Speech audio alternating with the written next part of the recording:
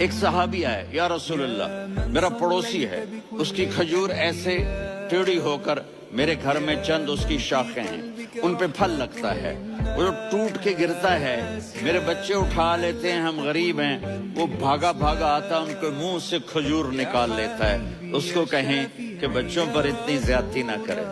آپ نے اس کو بلایا، وہ منافق تھا، آپ نے اس سے فرمایا بھئی ایک سودا کرتے ہو؟ کہا جی کیا؟ کہا یہ کھجور مجھے دے دو اور اس کے بدلے جنت میں کھجور لے کے دوں گا۔ وہ کہنے لگا یا رسول اللہ یہ اصل میں میرے بچوں کو بہت پسند ہے، کوئی اور کھجور ہوتی میں دے دیتا، یہ تو میری معذرت ہے۔ وہ تو منافق تھا، اٹھ کے چلا گیا۔ ایک صحابی بیٹھے تھے، وہ کہنے لگے یا رسول اللہ اگر میں وہ کھجور لے کے دے دوں تو مجھے جنت میں لے دیں گے؟